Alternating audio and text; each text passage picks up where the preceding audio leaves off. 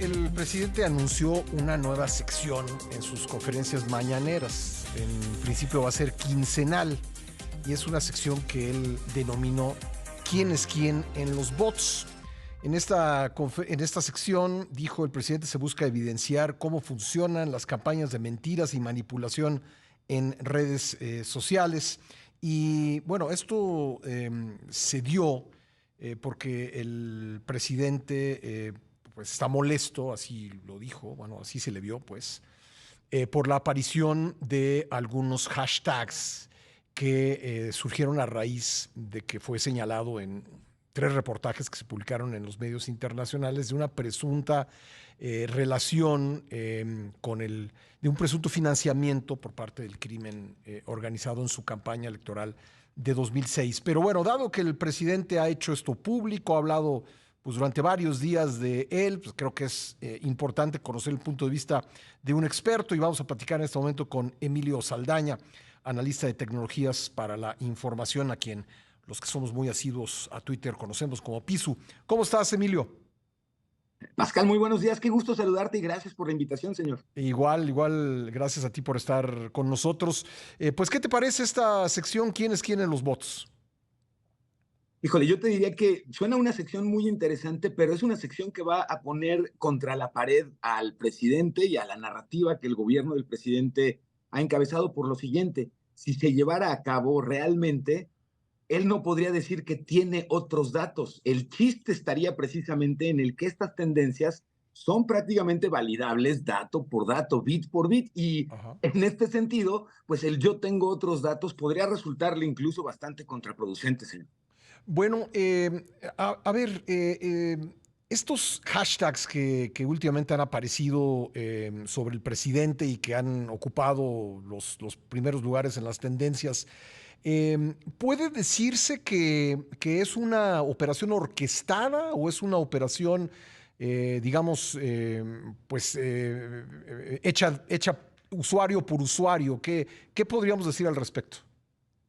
Creo que lo que más llama la atención es precisamente lo segundo, que la tendencia, incluso por el tamaño y el alcance que ha tenido la tendencia, recordemos lo siguiente: los últimos 14 días, los hashtags relacionados con narcopresidente o presidente narcopresidente, perdóname, lograron conjuntar más de prácticamente 200 millones de menciones dentro de la red social de Twitter. 14 días. El día de ayer, el hashtag narcopresidente con el número 2 llegó a las 20 tendencias globales más relevantes en la plataforma. Y Ujú. lo que estamos viendo, y me temo para efectos del fenómeno, señor, es que el presidente está provocando sin quererlo un fenómeno que comenzó en el 2003 y comenzó con Bárbara Streisand demandando a un fotógrafo que tomó imágenes de su casa, y en el afán de Bárbara Streisand de detener la viralización de estas fotografías, lo único que logró fue viralizarlas todavía más. Sí. Desde entonces a la fecha, este fenómeno de querer censurar o callar un contenido y Ujú. con ello provocar que explote, se le conoce como fenómeno Streisand. Y el presidente ha venido en sus menciones en las mañaneras únicamente echándole más leña a este fenómeno de repetición y de viralidad. Ya la gente que no sabía de esta tendencia, Sí. al escucharlo a él, la conoce, la busca, y lo siguiente que se encuentra es con demasiadas publicaciones que a un usuario es demasiada tentación no dar un RT, no repostear alguna de estas comunicaciones que pueden ser desde un formato serio de reclamo, Ajá. pero que en muchos casos, y lo estamos viendo también, Son se memes. da en el formato de memes, Sí. de burlas y de carrilla, vamos a decirlo así, dentro de la red social, ¿no? Tú que eres conocedor del tema, le dices que se llama fenómeno Bárbara Streisand. Yo lo conocía personalmente como fenómeno Gonzalo N. Santos y te voy a decir por qué. Porque en su libro de Ok. memorias, este cacique potosino que fue amigo de muchos presidentes, y me extraña que el presidente que es pues tan adepto a la historia no lo haya leído y puesto en práctica.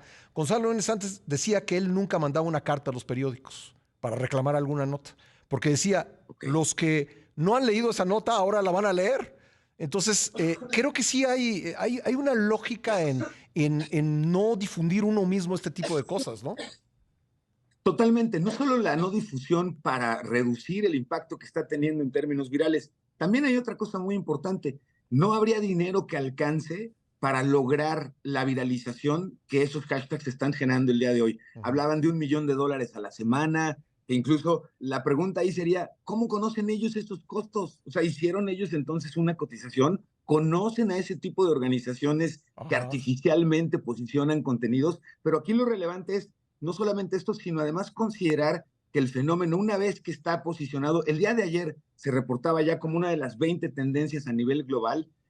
Estas tendencias a nivel global las reporta, por ejemplo, Google con base en información en las distintas redes sociales que va consultando. Pero ya hablar entonces de una teoría de la conspiración digital en la que tantas tecnológicas a nivel mundial estén involucradas suena cada vez más despegado de la realidad. Y a diferencia de ello, una tendencia orgánica que comienza a incluso a numerarse, como sucedió esto del fenómeno del hashtag numerado, ahora Narcopresidente 2. La Ajá. última vez que lo vimos, Pascal, lo recordarás, fue en el caso de los hashtags de Ayotzinapa en contra del presidente Peña Nieto, Ujú. en el que comenzaron a numerarse una vez que se iban bajando estos hashtags por denunciarlos el afectado, los números de los hashtags iban permitiendo generar nuevas relaciones con ese mismo Ujú. contenido. No veíamos desde ese caso de Ayotzinapa una repetición de hashtags numerados que indican que la gente no está soltando el tema. Sí. Bueno, quiero volver a preguntar qué tan orgánico es esto, es decir, si realmente hay, como dice el presidente, pues la intervención de organismos que, como tú dices, no sé de dónde saca el número de $1 millón, pero si esto es improvisado o es algo orgánico. Estamos conversando con Emilio Saldaña Pisu sobre esta sección anunciada por el presidente de quién es quién en los bots y sus quejas recientes en la conferencia mañanera respecto de hashtags que pues no son de su agrado y que se han reproducido al punto de que nos decía Pisu que llegó a la tendencia número 20 mundial, uno de ellos.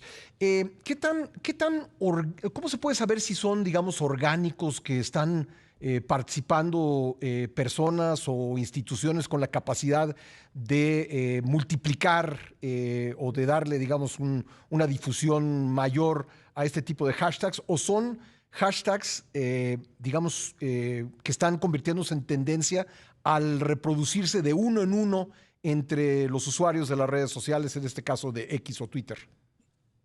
Es un fenómeno y una reacción que ha venido mutando, Pascal, y esto es importante, no es estático. Comenzó como una reacción orgánica, es decir, auténtica, el uso de ese hashtag, derivado de la atención que trajo el caso y la publicación del reportaje, y después el enojo del presidente con ese tema en particular. Ahí nació de manera orgánica, auténtica, el uso de ese hashtag. Inmediatamente después, una vez que comienzan a ver que este hashtag está funcionando, por supuesto, hay aspectos de coordinación o sistematización de publicaciones, pero la mayoría se sienten y se ven como publicaciones orgánicas y auténticas. Y Ujú. ahorita estamos en un fenómeno de evolución en el que comenzó auténtico, entraron grupos a inyectarlo, digamos, a tratar de empujarlo todavía más, pero con ello lo que se logró y en donde podríamos decir que se trata de un éxito es que a este momento es un fenómeno global. Puede haber agentes que estén impulsando artificialmente o intentando continuar impulsándolo, pero la gran cantidad de personas que ya están viendo dicho contenido pasar en sus redes lo han ido adoptando y, como comentábamos, lo integran en sus memes o en los RTs de distintos comentarios que ven. Y esta es en realidad la gran viralidad que hoy estamos viendo y que evidentemente al presidente entendible que no lo tenga contento, pero lo que no lo tiene contento es precisamente que en el volumen podemos determinar que no hay no se trata solo de un hashtag artificial. Esto es importante comentar. Ujú. Ahora, ¿por qué menciona él y han mencionado miembros de su equipo y simpatizantes que son hashtags que vienen de otros países?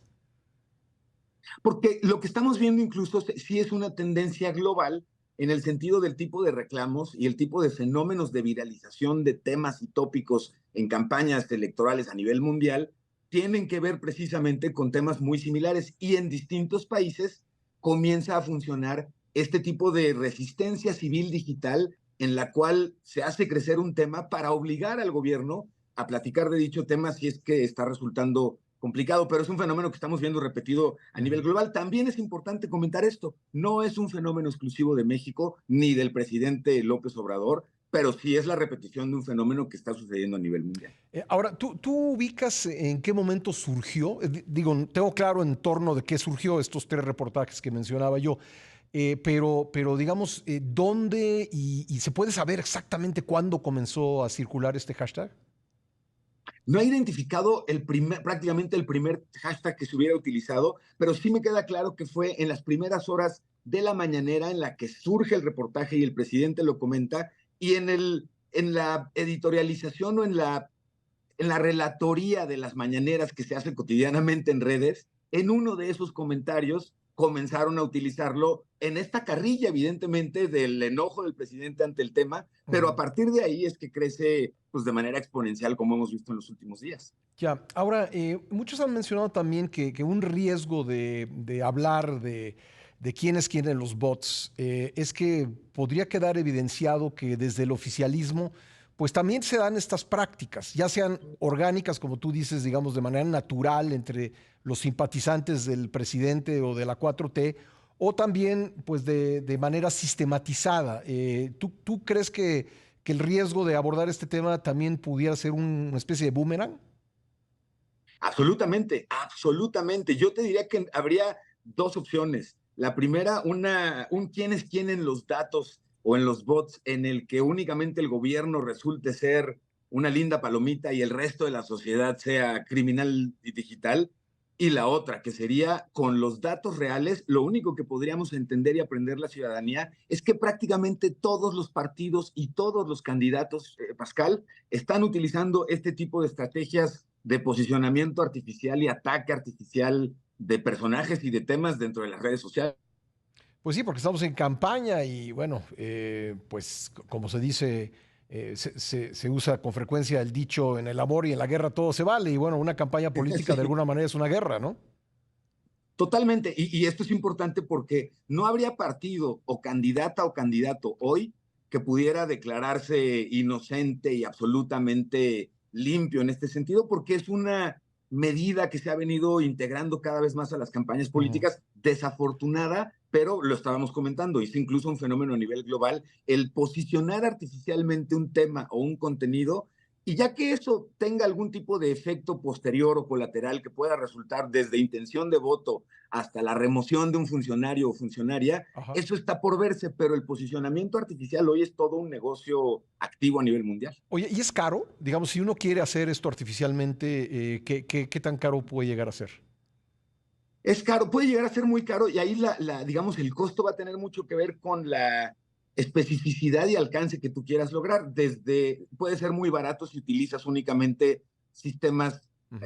bots automatizados, es Sí. decir, no son personas, son cuentas dentro de una computadora a las que les asignas mensajes y horarios de publicación, Ajá. hasta aquellas campañas en donde tenemos más el equivalente a call centers, Sí. en donde hay todo un equipo de personas que incluso están trabajando de manera coordinada en los horarios y en los contenidos que van a publicar. Por lo siguiente, Pascal, en el momento en el que un mismo tema o una misma palabra comienza a repetirse de manera importante desde distintas cuentas, esto es lo que detecta el sistema, el algoritmo, para determinar que un tema está creciendo y hay que empezarlo a mostrar como una tendencia. Ujú. Así es como pueden hacer crecer o nacer algunas de estos posicionamientos, por ejemplo. Bueno, pues interesante. Vamos a ver si el presidente pues sigue abordando este asunto en sus conferencias mañaneras, haciéndolo crecer, como tú ya nos decías, y qué realmente qué va a consistir esta nueva sección, quién es quién en los bots. Pues Emilio, te agradezco mucho que nos hayas acompañado en el programa hoy. Es un honor y un gustazo, Pascal. Gracias por la invitación y un saludo a tu audiencia. Un Con mucho abrazo, gusto, gracias. un abrazo, Emilio Saldaña, mejor conocido como Pisu en las redes sociales, analista de tecnologías de la información.